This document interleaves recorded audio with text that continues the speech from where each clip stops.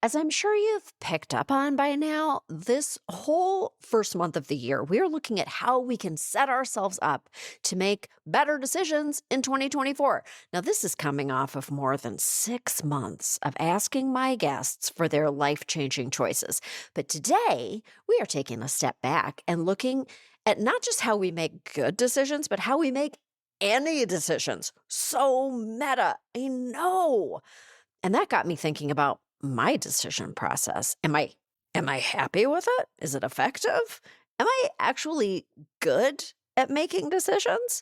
Now, if you have ever asked me a question or worked with me in any capacity, you surely know that one of my favorite things to do is mull. Not cider, not wine, but decisions. I'm a big muller. In fact, when I would say things like, I need to mull this, it truly drove the people who worked with me absolutely crazy. They were like, just decide. I'm like, I gotta mull. I gotta sleep on it. I sit with decisions. Sometimes they weigh on me heavily. I think that's good. An answer isn't always obvious. Who am I to say that I know the answer immediately? There isn't always power in that. Getting to something quickly doesn't necessarily mean that you're right. I don't have hot takes for everything. I mean, except if the question is, if you should get the bread plate at a fancy restaurant, you should always get the bread plate. Every other question, I'm going to need to take a beat on.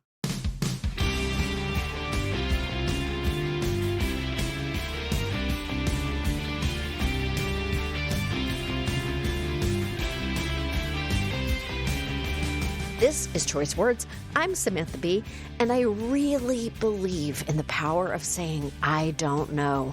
Today, I spoke with Stephen Dubner of Freakonomics fame about the nitty-gritty of decision-making and how important those 3 words, I don't know, really are. We need more people to feel confident taking a beat. It's okay to be vulnerable and think something through. If you know something immediately, that is so great. We definitely need that too, for sure.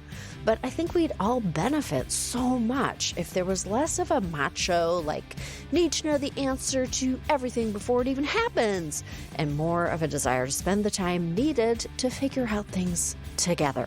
So take a listen and make good choices, slowly, if you need to.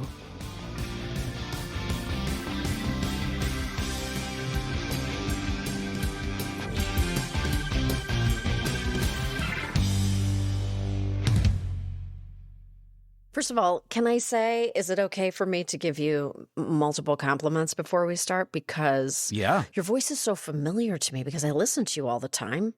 Oh, and that's nice to hear. Listen to your audiobooks. Oh, In wow. fact, I'm listening to Think Like a Freak. Oh, how is as we it? speak. I love it. I'm at the part now where you're talking about David Lee Roth. And I just want to say it's very impactful to me. Everybody we are going to talk about Think Like a Freak today because it's the new year, and I want to talk about rational decision-making is something that is very much on my mind. But there is a section in Think Like a Freak about David Lee Roth and his rider, Van Halen's performance rider, and how they put something so specific in their rider to ensure that the crew at whatever venue they were going to would actually read their technical requirements to do their show safely and successfully. And I want to say that I did a tour myself, and we did that. Everybody employs that technique in their riders. You did it with M&Ms or something different? We did it with something else. And what was in my rider was that I needed a framed picture of a witch in my dressing room. No matter where. Doesn't matter the witch. No, wait, a picture? A photograph of a witch? Could be anything. It's your interpretation. An image of a witch. Funny, scary, doesn't matter. That's not the point. That is so cute, Isn't that I have so to cute? say. That's just a very good rider. It makes me want to go out on tour again. Just to come up with a rider. What's in Stephen Dubner's rider? got to make it really difficult for I people. think it would be that someone would need to come in and rub my little doggie the way that I rub her because she likes it, but not many people know how to do Does it. she like it from anybody who does it? No, that would be the trick, is that she would Right. then bite them. But that would be That's just for you. That's just a little exactly. Easter egg for you. That's your joy. All right. Stephen Dubner, this show is about choice, as you may have guessed from the name Choice Words. And I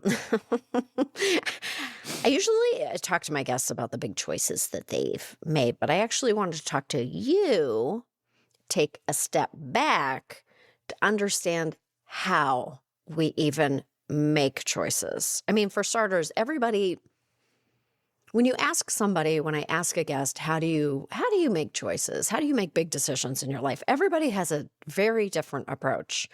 And I want to tell you, a lot of people who answer that question on this show say, I just swing for the fences. I just go with my gut. I just do what feels right in the middle of the night. But how do you make big decisions? Are you as rational as you seem to be? So first of all, I really love this question because I think it gets to the core of what it means to be a blank human, a smart human, a compassionate human, a successful human, whatever the thing. Because if you think about it, we are making choices all day, every day. And that is kind of part of the problem, which is that you can't think them all through. You have to use, psychologists have this horrible word called heuristics. You have to have heuristics to think about, here's a type of choice, here's a framework. I know this type of choice, I know this framework. So it's basically just a shortcut. And I mean, you do have to have a million shortcuts, because if not, you'd be paralyzed with what kind of cereal you're going to have in the morning. Like I've read that we make like 35,000 choices a day. Like wow, an immense number of tiny choices in addition to the kind of bigger ones. Wow. So since that's the case, then probably the first thing, look, okay, let me just preface this by saying I would not listen to anything that I have to say if I'm looking for actual advice, because I'm not an expert. I'm not a therapist. I'm a nothing. I like myself fine, but I'm not positioning myself as an advice giver. Okay, just to be fair. But I will say this, I think it's important to triage and prioritize a lot.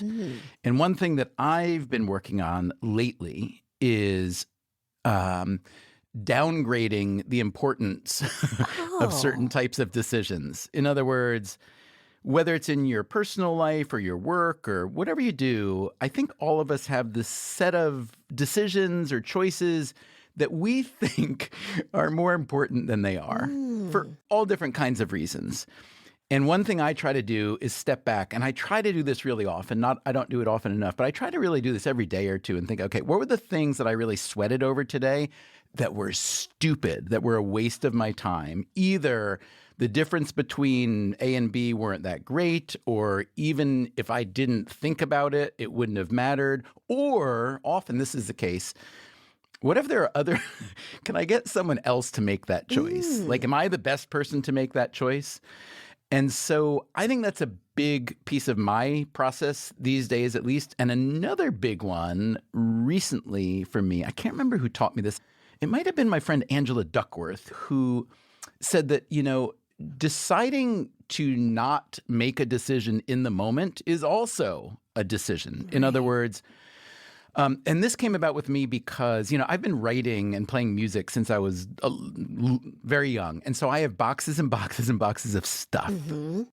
And I can't get rid of it. I can't. I'm a nostalgist to some degree, but I also hate having it. And every time you move, you have to storage bins, blah, blah, blah. So I thought, well, this year I'm going to do something about it. I'm going to go through it all. I'm going to sort of annotate it or categorize it. Then I'll digitize some things. I'll keep some things. I'll throw out a lot. And I've just been paralyzed by it because it's such a big task. And also, I don't know how you feel about this.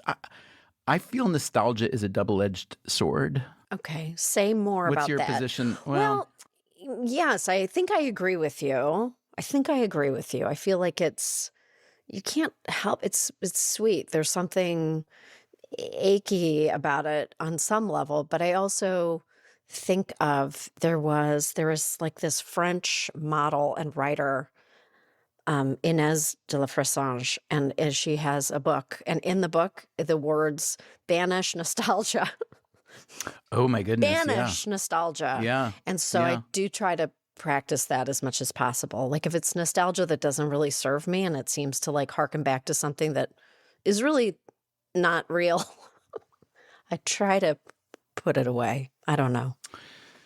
Yeah, I guess I like to think I can do that.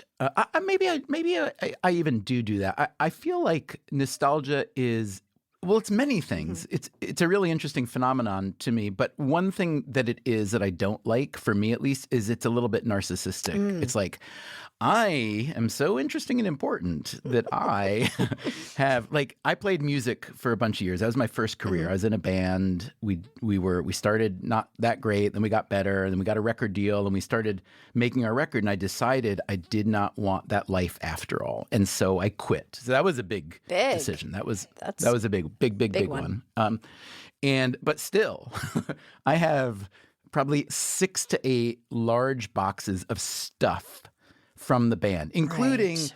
one box of like press clippings and another of set lists. So, if you're in a Mm. band, you write out before the gig, you write out with your fellow bandmates, you say, okay, what do we want to play tonight? Blah, Mhm. blah, blah, what order, da, da, da.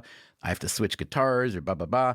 And then you write it out and then you duct tape it to the floor. This is how it's been from time immemorial. Some people don't do that anymore, but a lot of people still do. So Sure. do I really need 400? Mm. And I think, well, they're all different. Like this one was from Charlotte, North Carolina. This one was from New York City. That's absurd, isn't it? To keep those? I both do think and don't think that it's absurd. It is, Oh, thanks a lot in helping me make the decision. well, you know It's like, what? It's not, I would say this. I don't think it's a decision that you have to make. I think as long as you're agonizing over the decision, you don't need to make it. If it's giving you, if it's sort of painful to imagine throwing out this, essentially this journey through your life, then you're just not at a place where you should get rid of it.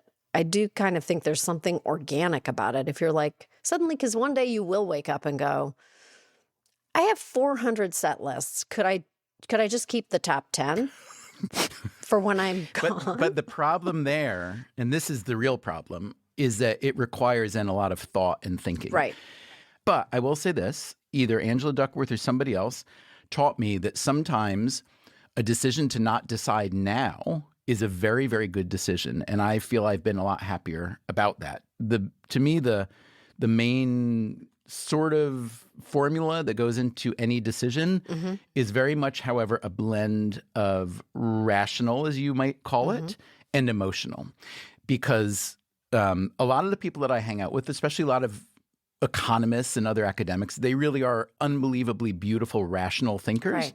But they often leave out the human part. Mm. A lot of the humans I like to hang out with are not particularly rational. And so over the years, I've come to believe that just like there's yin and yang or hot and cold, whatever, all the elements that go together beautifully, I think rationality and emotion go together beautifully if you allow them. One hard part, however, in decision making, and this is a personal conclusion that I would argue is based on some data, but I don't have a good feel for the evidence. But I believe that we humans are quite bad at predicting our emotional responses to events. In other words, let's say, my dad died when I was little, and my mom died when I was maybe 35 or something. And I figured, man, I've had a dead parent for so long, like I really know how to handle this. Ah, right. And so even though my mom and I had a very, I would say, fairly close and very intense relationship, I'd written a book about a spiritual journey, hers going in one direction, mine going in the opposite direction, and so on. I was sure when she died that I was just going to pick up the pieces and, it's tomorrow, let's go.